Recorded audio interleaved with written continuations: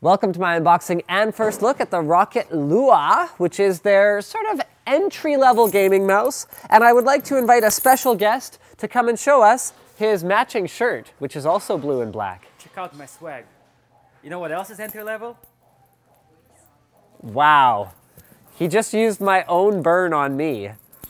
And it was... You're the guy with an OTZ shirt. It was effective nonetheless, so there you go. Goes to show you the quality of my burn techniques. Which is, guys, the only burn that there is absolutely no comeback for is just to add your face to anything. So yeah, it works every time, always successful, and no one can counter it. So the Russian turned that around on me there. Anyway, what do we have to say about this guy? It's an optical mouse, so it goes anywhere from 250 to 2000 DPI with 7 intermediary steps. Ambidextrous V shape means it's right and left-handed compatible. However, I don't know of too many even left-handed folks who use their mouse with their left hand for gaming. I think the vast majority of them, I mean, especially back in the days when the only real gaming mice were Logitech's mice, and they were all right-handed shaped. I mean, that was when I think everyone got used to, well, I guess we better just do it this way. I mean, that and the WASD keys with all the other functionality, you can't really use the arrow keys with your right hand. And I mean, you could use the number pad, but then it's an awfully wide anyway. I think the left-handed gamers know why they aren't generally using their left hands. Quick installation guide is included, so there you go. You can use your product serial number to register. It also comes with some sweet stickers. So like there's like an iRocket. Hey, that's actually kind of clever.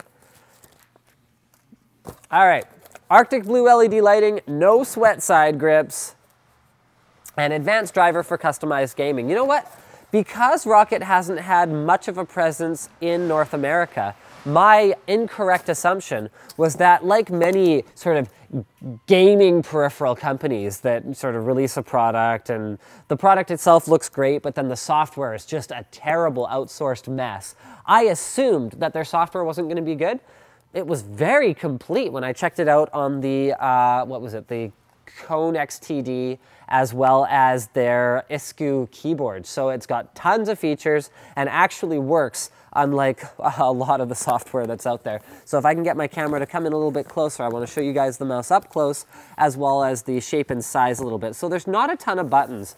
Personally, I'd like to see a forward and a back button on any mouse these days because it makes such a big difference in the day-to-day use of your computer when you're, browsing the internet or whatever else. But the finish on it is quite nice. So their no sweat side grip is not quite like a rubberized coating, but it's more of a textured plastic that will be a little bit more resistant to that slick, oily feeling, and also allows you to easily pick up the mouse without accidentally actuating any other buttons. Mind you, the fact that there aren't any buttons on the side makes that a bit of a moot point anyway. The only real buttons you have are left, right click, middle click, as well as your DPI adjust button. And the size of the mouse is quite small. You can see that even compared to me, like I would actually recommend this, particularly if you wanted someone whose hand is going to fit perfectly, for someone like a younger kid.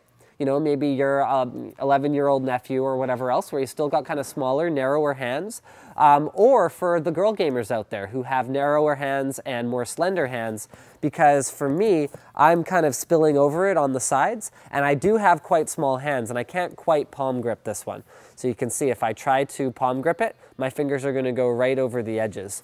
So it would be more of a claw type of play for me. And then again, I have quite small hands. On the bottom, you find your sliding feet, which are quite thick and feel very robust, so they haven't skimped there. And then there's the optical 2000 DPI laser right there. So that'll pretty much do it for this unboxing.